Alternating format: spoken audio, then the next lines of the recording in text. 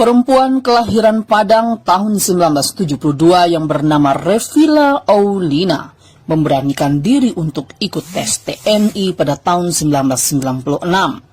Namun, karena belum nasib, pada tahun itu Revila belum lulus.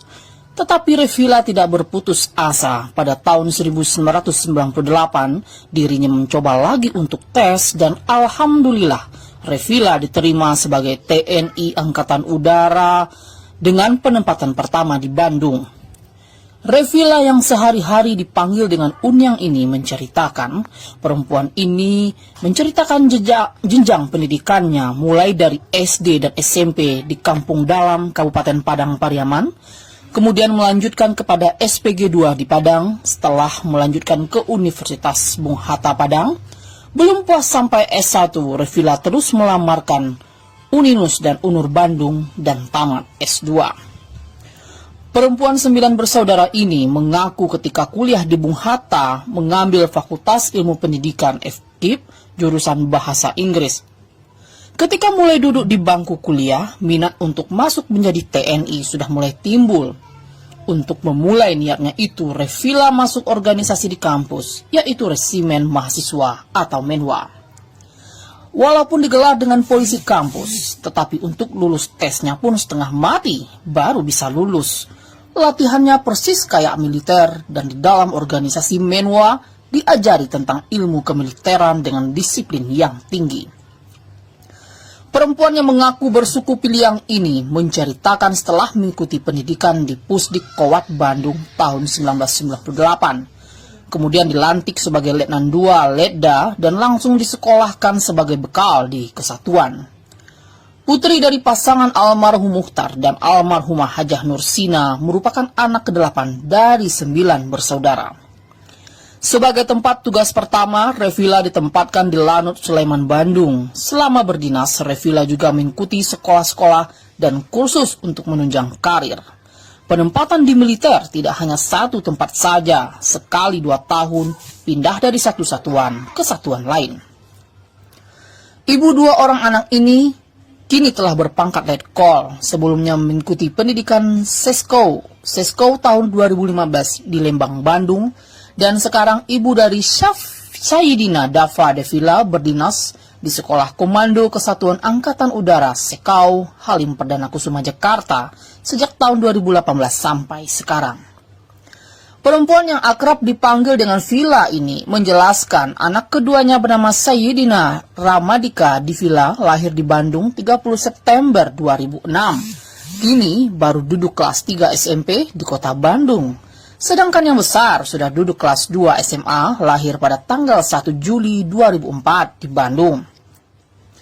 Misi PBB di Sudan, negeri tanpa awan. Revila bersama 6 TNI lain pada 12 Juni 2017 diterima Duta Besar RI untuk Sudan dan Eritrea, Burhanuddin Badruzaman.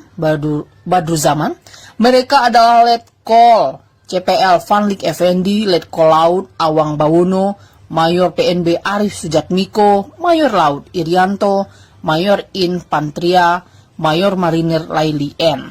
Sudan disebut dengan negeri tanpa awan karena selama bertugas di Sudan jarang dilihat ada awan. Yang ada hanya terik matahari di siang hari yang panasnya mencapai 45 derajat. Kalaupun ada hujan sangat jarang sekali. Jangan harap 1 kali dalam sebulan, tetapi hanya 2 kali dalam setahun. Untuk sampai ke negara Sudan membutuhkan waktu 16 jam perjalanan. Negara Sudan juga disebut kota Khartoum. Dari kota itu melanjutkan lagi perjalanan dengan pesawat Unflight selama 2 jam penerbangan dari ibu kota Sudan untuk sampai ke daerah misi HQ El Fasher. Disebutkan lagi, dalam menjalankan tugas di HQ El Fasher itu butuh penyesuaian diri, terutama lingkungan udara yang kurang bersahabat. Apabila siang hari panasnya minta ampun, dan kalau malam dinginnya juga minta ampun. Tetapi karena tugas, Revila dapat melaluinya bersama orang-orang dari negara yang ditugaskan berasal dari berbagai negara belahan dunia dengan culture yang berbeda pula. Negara Sudan tidak asing lagi bagi Revila. Penduduknya mayoritas Muslim dan bahasa sehari-hari yang digunakan bahasa Arab. Berbeda sekali dengan negara Indonesia, negara mayoritas muslim ini jarang mendengar suara azan berkumandang saat waktu sholat masuk.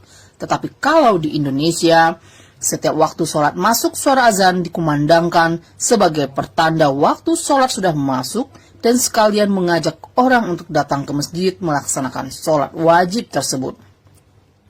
Lama berpuasa di Sudan mulai pukul 4.30 waktu setempat sampai pukul 19 malam.